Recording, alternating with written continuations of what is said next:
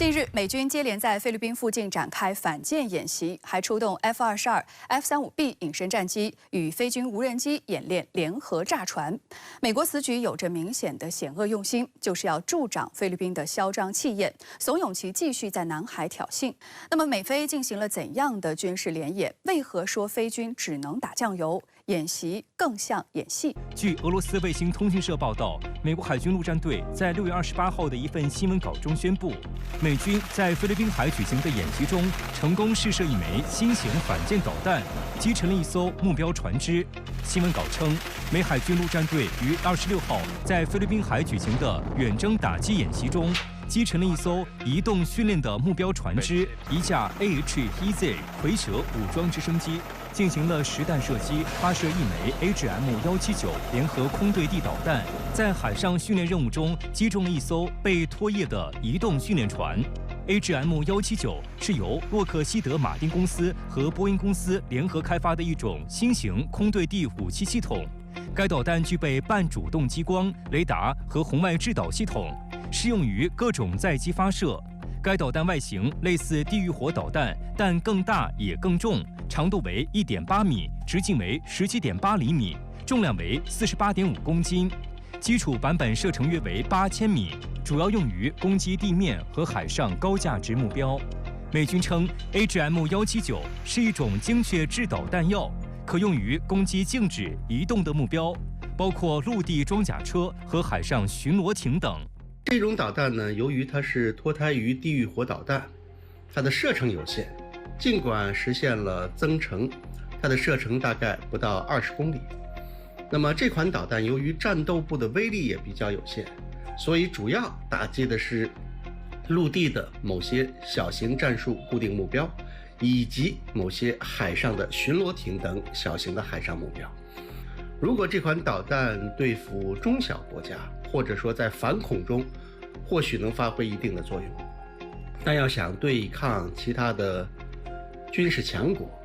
尤其是中俄，我觉得这款导弹所能发挥的威力是有限的。有观察指出，实际上这次演习内容的设置很有针对性，就是做给菲律宾看的。要知道，美海军陆战队不久前还跟菲律宾军队在代号为“海军陆战队航空支援行动”的演习中进行了联合炸船。美国海军学会新闻网站6月24号披露，演习期间，美国海军陆战队的4架 F-35B 隐身战机向南海的西吕宋岛附近海域的漂浮目标投掷了 GBU-32制导炸弹。值得指出的是，这是美菲两国首次举行此类双边演习。从公开的信息来看，菲律宾海军和空军出动了无人机，提供情报支持。不仅仅是自己，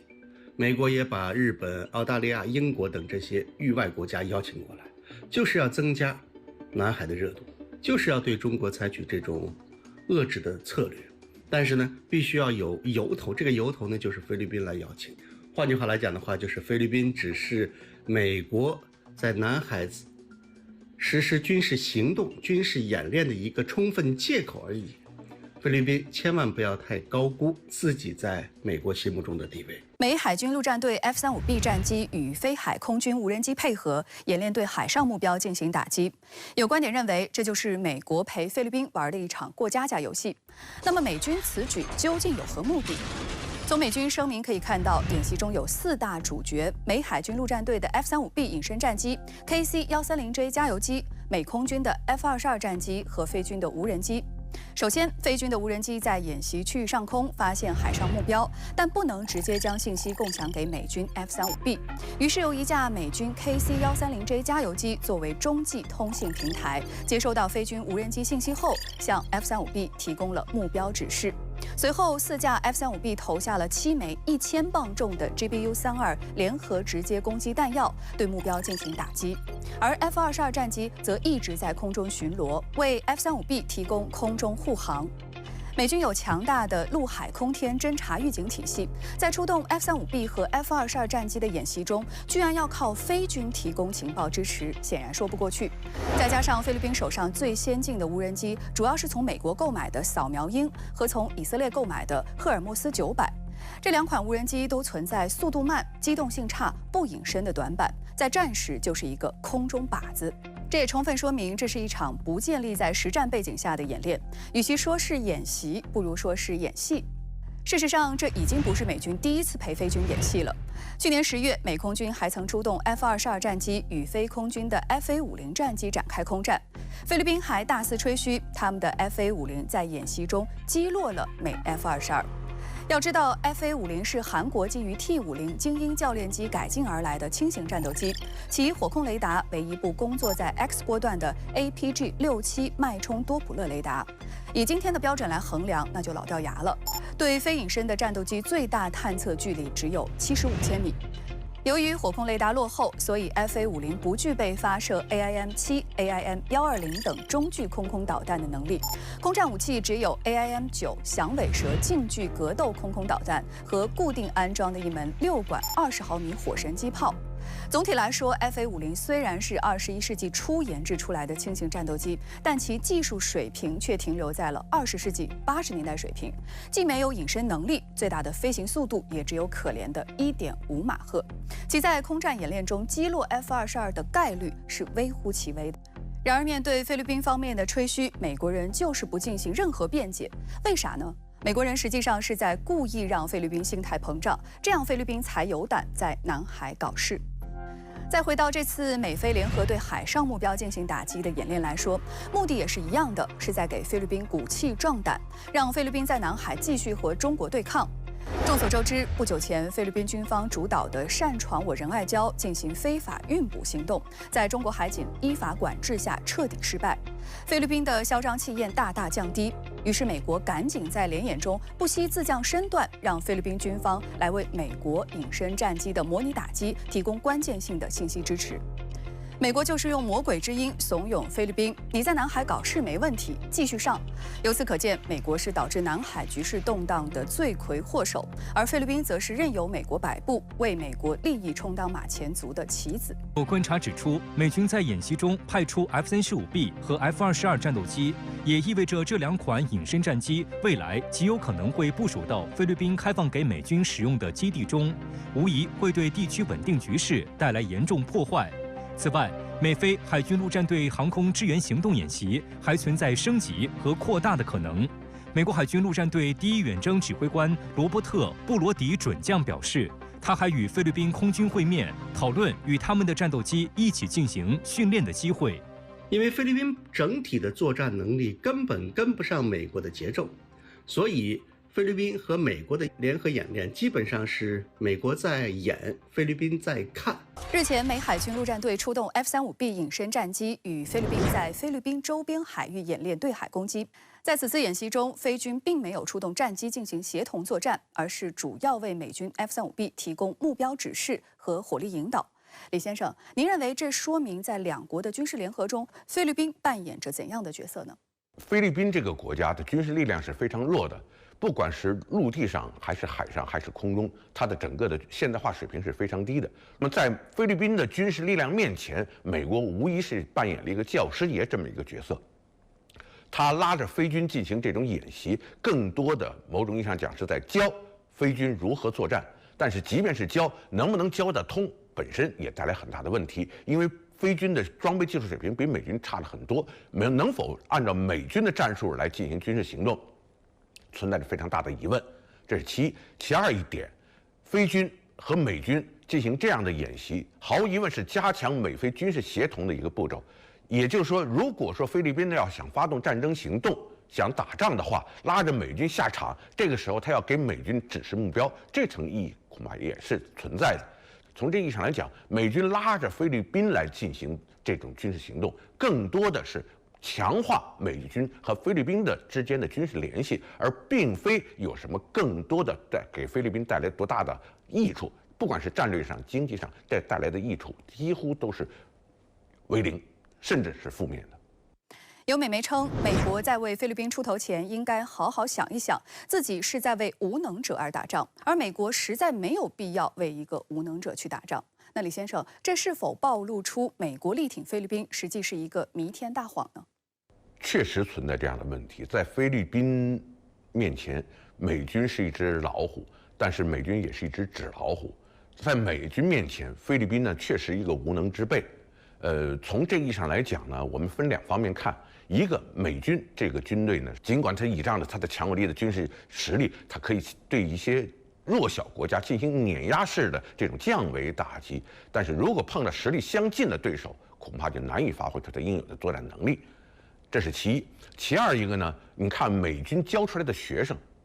好学生不多，能打仗的寥寥无几。俄罗斯消息报6月29号以击落还是不击落俄罗斯应如何在黑海打击美国无人机为题报道称，在美军无人机多次在黑海上空收集情报并提供给乌军后，俄罗斯正在考虑采取相应的反击措施，包括在黑海上空设立禁飞区，甚至可击落违规的美军无人机。去年，俄军苏27战斗机在黑海上空向一架美国 MQ9 无人机倾倒燃油，导致美军无人机坠入黑海。几天前，俄军米格31战斗机也以超音速飞越美国全球鹰无人机，产生的强大湍流迫使后者停止工作，迫降在西西里岛的基地。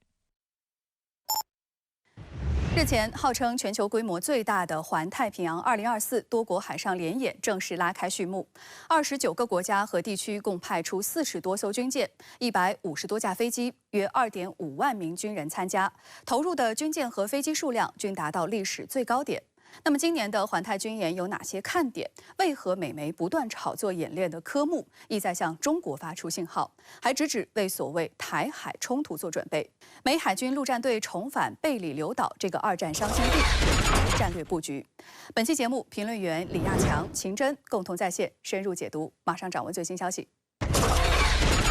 日前，美国主导的环太2024军演正式拉开帷幕，将持续到8月1号。据报道，环太平洋多国海上联合演习始于1971年，今年是第29届，共有来自29个国家和地区的40艘水面舰艇、3艘潜艇、150多架飞机和超过2.5万人参与。其中，美海军卡尔文森号航母是参加这次环太军演的最大舰艇。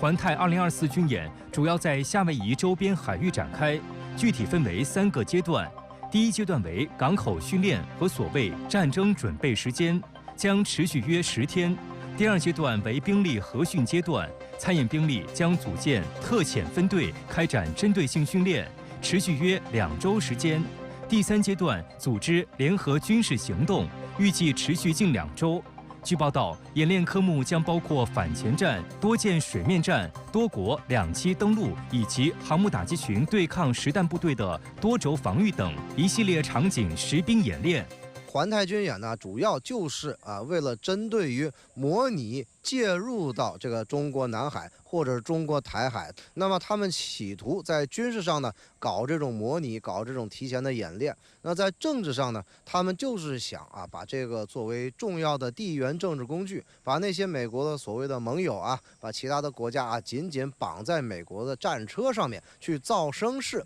观察指出，环太军演具有浓烈的冷战色彩。近年来，随着美国对中俄战略定位的转变，演习的目标也逐渐转为遏制中俄，展示美国自身掌控能力，从而使得演习内容更加注重对海上制空权和制海权的争夺，以及提升由海向陆的打击能力等，几乎包括了海上作战的所有战术领域，具有极强的进攻性。美国媒体就在大肆炒作这场世界最大规模的海军演习是美国在向中国发出信息。对此，中国国防部表示，美方妄图下注中国军队是不可能的。台湾是中国领土不可分割的一部分，解决台湾问题是14亿多中国人民自己的事，不容任何外来干涉。美方妄图通过所谓军演下注中国军队，这完全是不可能完成的任务。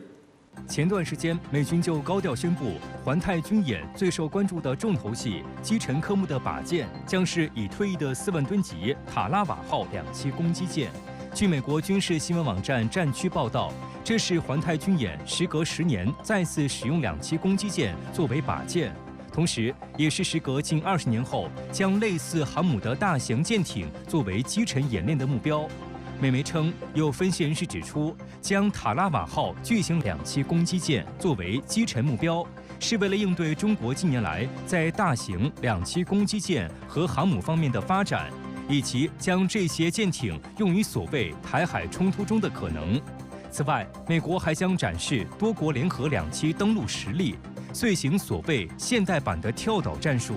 在2022年举行的上一届环太军演中，美海军陆战队组建不久的滨海作战团首次参演，进行远征前沿基地作战战术的演练。该战术是美军近年来研发的一种新的海上战术。具体做法是，美军将选择依据强大的空中力量，将海军陆战队以及工程兵部署在重点岛屿上，控制该岛屿后，将迅速修复或建立一个简易版的跑道，供美国战机起降停靠。随后，再通过部署海马斯多管火箭炮等，快速完成对整个岛屿及其周边海域的控制。除了纠集所谓盟友大搞军演外，美军还重启了位于太平洋的一座2战机场。美海军陆战队近日发布的一份新闻稿中表示，一架属于美国海军陆战队第1航空联队的 KC-130超级大力神加油机，6月22号降落在贝里流岛上一座简易机场上，这也标志着这座机场的复活。此前几个月，美国海军陆战队派出工兵人员对贝里流岛的机场进行了修复，清除了机场上的植被，清理了2战后遗留在机场范围内的未爆弹药，使其能够起降 KC-130等大型军机。那这些机场呢，其实就作为它未来这个增加它的航空站、增加它的部署地点，其实是一种这个分散部署，避免被远程打击体系所一锅端。美军引入分布式打击作战思路后，试图构建多点散布弹性基地网。除了贝里流岛以外，美军还在扩建天宁岛、塞班岛、威克岛上的基地。2战时期，天宁岛就是美军用于起飞轰炸机空袭日本本土的重要基地之一。虽然参与国家和地区数量创历史新高，但美军人员就占了1半多。环太军演2024也被指更多的是一场美军追求数量规模的作秀。秦先生，您认为环太军演是否是以炫舞作秀为主呢？肯定是以作秀为主啊。这个演习每2年1次啊，实际上不管有多少国家参与，实际上都是美国主导的啊。美国通过这种演习就是彰显他自己所谓的号召力、影响力等等实际上是为了维护他自己的霸权，来给对手在这种声势上就制造一种压力这个是这个最主要的目的。至于说演习的科目，我倒不认为这么多国家参与的演习很贴近实战，不一定反倒是你比如说美国和很少的国家参与的那种演习，实战的性可能更强一些。至于说前面说了击沉4万吨级的塔拉瓦号，这个实际上放在实战中，大家想象一下，哪个国家这么大的一个军舰放在那儿让你当靶子打，没有任何的对抗，没有任何的硬对抗，没有任何的电磁对抗，就这么放在这个水面上，瘫痪在水面上，当一个靶箭任你去打。所以美国可能通过打靶箭找回一些声势，找回一些自信，包括验证一些武器的能力，验证一些舰船的设计或者抗打击能力。但是作秀的成分是占非常主要的这样一个目的。日前，美海军陆战队宣布重启在太平洋贝里流岛的一座2战机场，这也意味着美海军陆战队在西太前沿又多了一个航空基地。那李先生，美海军陆战队此举有何针对性呢？贝里流岛被认为美军的基地更多的属于它的一个前进基地，一个转移基地。除了现在部署陆战队离战区可能会略近以外，将来很可能还会进驻一些所谓的战略轰炸机这样的部队，这样呢可以作为战略打击力量的前进基地，同时呢又增加了美国实施战略打击的这样一个多方向。贝里流群岛和关岛可以形成一种犄角的形式，可以从多方向来进攻。同时，这一点呢，又符合美国所谓分布式杀伤的这样的原理，通过在多点分散配置力量，集中使用，集中打击目标，通过这样的作战方式呢，加大美军的所谓的在整个西太平洋地区的作战能力、战略打击能力，这是它的真正的意义所在。